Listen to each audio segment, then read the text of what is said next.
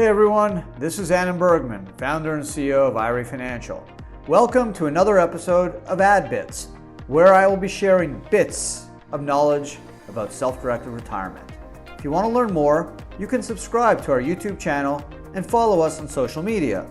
Just search IRA Financial.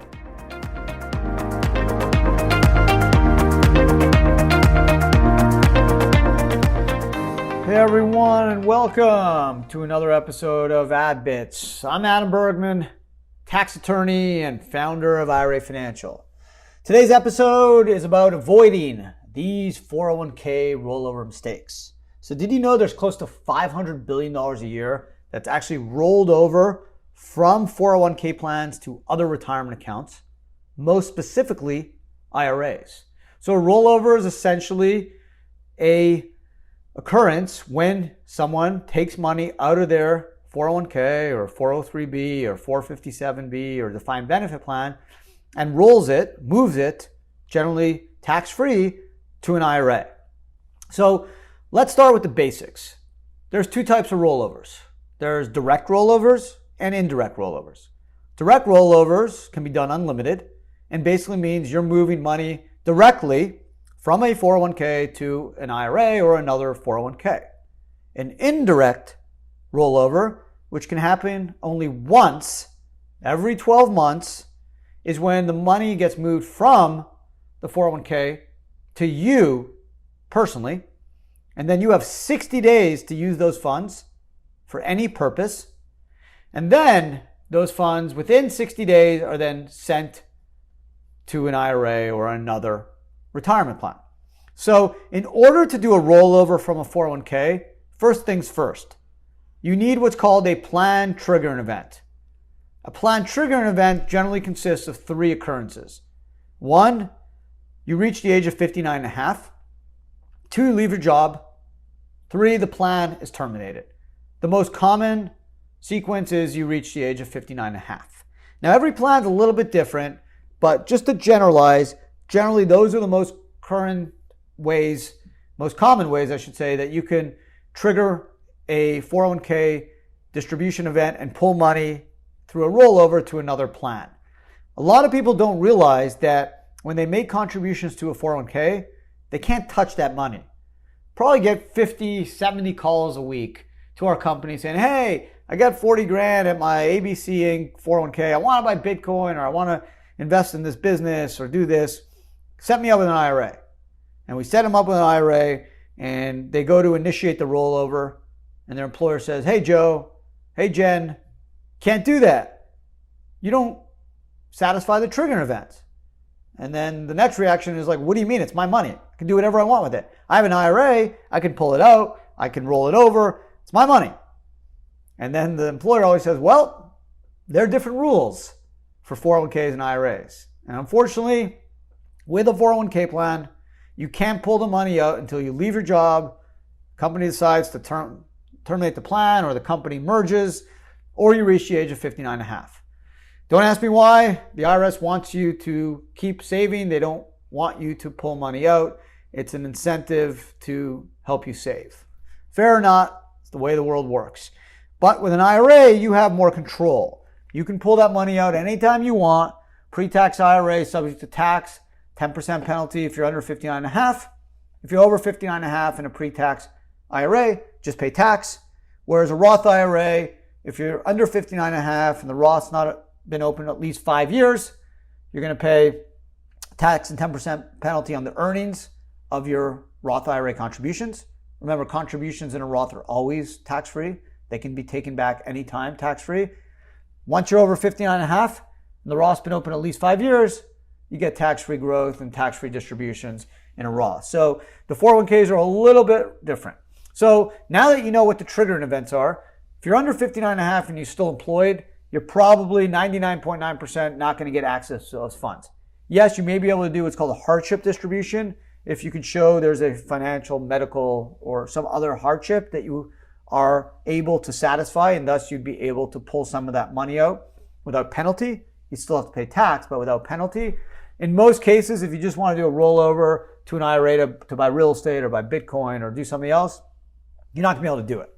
If you have access, you've satisfied a triggering event, now you have options, right? You can do the direct rollover, which is the most common way and the way I suggest. Direct rollovers can be unlimited. You can do $1 million a year. You can do 15 a day. Doesn't matter. As long as it goes custodian to custodian, 401k to 401k, 401k to IRA, IRA to 401k, you're good. Indirect gives you that 60-day window to do whatever you want with that money, which could come in handy, obviously, if you need money for a short duration, pay a bill or do an investment. The thing is, if you pull the money out, generally there's a 20% withholding tax on what you pull out. So if you do an indirect distribution, it's a taxable distribution. Yes, you have 60 days to pull that money back, but your employer is generally going to withhold 20%. Okay, and that will help you pay your tax down the road, but it's 20% gone. Now you can make that back. You can put back in the 20% and cover that withholding tax. You have the opportunity to do that, but again, you need the money to do that. So be cautious of doing indirects because of the 20% withholding tax. And if you want to make up those funds, you're going to need the 20% cash to put back in. Now, in that 60-day window, you can do whatever you want. But within 60 days, you better return those funds or everything becomes taxable and potentially subject to a 10% penalty if you're under 59.5. So be cautious. Now, check the mail. Make sure you FedEx it within 60 days. Have that date in the mailbox before the 60 days. It's very tough to get relief from the IRS if you miss the 60-day. Now, that can be done once every 12 months. You are going to be subject to the 20% withholding tax. So just something to be concerned about. Also, if you pull cash out, you got to put cash back in. I get this question all the time. Hey, Adam, I did this indirect. Someone told me to do it. I needed 60 days. I was going to buy Bitcoin, and now Bitcoin went from 33 to 57. I'm rich. I'm loving life. I'm at day 45. I'm just going to roll the Bitcoin into a self-directed IRA with you. I'm like, whoa, hold your horses. Unfortunately, if you do a rollover of cash, you got to roll back cash. So you're going to have to sell those Bitcoins, and you're going to have to pay short-term capital gains on that tax, and then take the cash and give it back to me in the form of an IRA in 60 days. So remember, whatever you do in 60 days, it's taxable. The money's yours now. You've got to return it if you don't want to be subject to a taxable distribution. And if you take cash out, put cash back in. So a couple tips to consider to avoid rollover mistakes. I think direct over indirect, unless you need some short-term cash. But the 401k loan could also be a great way if your employer has a loan to get up to 50K and use that for 5 years, tax-free, penalty-free, without doing the 60-dayer. If you're doing the 60-dayer, make sure to get your money back within 60 days. Again, the loan's a good option if you're doing that 60-dayer. It's 50% or $50,000, whatever is less. So you have 100K, you can do 50,000. If you have $1 million, you can do 50,000 in your plan. If you have 20,000, you can borrow 10K. 5-year loan, payable at least quarterly, paying yourself back at an interest rate which is currently in March 2021 of prime, which is 3.25%. So super low. So a nice way to get cheap cash, and you're paying yourself back. So it's like a double benefit. That I think is way more advantageous than doing the indirect rollover. And one other thing to consider, if you have less than $5,000 in your 401k plan and you leave your job, if you don't tell them what to do with the money, meaning roll it to an IRA or send it to my new employer, guess what they do? There's something called a safe harbor IRA.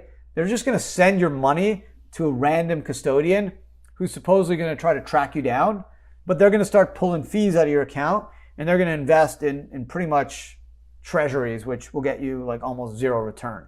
So anytime you leave your job, remember, ask, do I have a 401k? Do I have any money in a 401k or in a pension plan? A lot of times you're not aware that the company is making contributions on your behalf. So even if you may not be putting $1 into your 401k, especially at large companies, they may be putting money in it for you. So anytime you leave your job, ask. Don't be shy. It's your money potentially. Ask the human resource department, hey, do I have any money in a 401k that belongs to me, that's vested, that I have exposure to and that I have access to? You'll be surprised how many times they say, actually, yeah, you do. You have X amount of dollars. And there's billions of dollars every year that's left behind because people leave their job, they get upset with their employer, they get frustrated, they find a new job. They never made contributions to a 401k, so they actually never believed or never thought they had money. Or believe it or not, there's actually people that have been making 401k contributions, but it's automatically pulled from their paycheck and they never even looked at their paycheck. So they never even realized that money was coming out of their paycheck that was going into a 401k. And then 6 months later, 10 months later, 2 years later, they leave their job, they go get a new job, and they had $800 or $2,000 in their 401k, never knew they had it. So there's billions of dollars left on the table each year in those circumstances. So ask, please, please, please. I don't want to even tell you how many times people call me up looking for their IRA. I don't know who the hell they think we are, but we try to help them. And there are some sources you can try to look to. In fact, if the House and Ways Means Committee last year passed what's called the Secure Act 2.0, if that ever gets signed into law by the president, they're actually going to try to set up a national database that will let people track down any missing retirement funds from old employers, which I think would be super helpful. And that's obviously a perfect example of why I think blockchain is so important. If it was all on blockchain, you just have to type in your last four of your social, you can pretty much find all your former employer retirement money and kind of be able to trace down all your cash. Because unfortunately, the money just gets sent from your former employer to a custodian who will just honestly just eat up your money and fees and put it in like a treasury where you're getting 1% pretty much cash. So those are the big things. I think go direct versus indirect. If you're doing indirect, think of the 401k loan. Think about the 20% withholding. Think about the 60-day cash out, cash in. And if you have less than 5K or in any event, ask. Anytime you leave your job, ask if you have any vested retirement money that's yours. Okay, it's your money. You work for it. You may even contribute to it. Don't leave it for your employer or someone else to take. Grab it. Okay, share it, use it, save it, do whatever you want. But it's your money. Don't leave it. So there you go. Those are, I think, the key mistakes to avoid when doing 401k rollovers. It's a $500 billion. I don't want to say business, but it's a $500 billion occurrence that is happening annually, millions of times. So just be aware of some of these mistakes people do where they don't understand the difference between direct and indirect, and they pull the money and 20% what gets withheld. They forget about 60 days and bang, they just kind of leaked out all their potential savings for their retirement and went to taxes and penalties. So unfortunately, no one teaches you these rules. Most employers are not educating you about your options, especially smaller companies where they just don't have the capacity and resources to beef up a human resource department. A lot of people don't know, and they just pull the money out and pay tax and penalty instead of knowing that you can roll it to an IRA tax-free and then invest it and have a little bit more control, whether it's stocks, ETFs, or even Bitcoin or real estate. You have some options. So again, thanks for listening. Thanks for watching if you're doing it on YouTube. Subscribe to our YouTube channel, IRA Financial. We post 5 videos, 3 podcasts a week. So if you're interested in self-directed retirement, investment, questions, or subjects, you will love this channel. And again, really appreciate all the support. Self-directed Retirement Nation, you guys are awesome. We're growing. We're doing great. We just got to keep spreading the word. Let people know, friends, family, colleagues, that, hey, you have options. You can control your future. You can invest in whole wide selection of investments. It's in the tax code. Government's giving you these options. Unfortunately, not enough people know and are stuck investing in investments they just don't believe in or don't feel comfortable in, and there's just no passion in their future and saving for their families and their future. So that's what we're trying to change. We're trying to educate people about all the important retirement rules.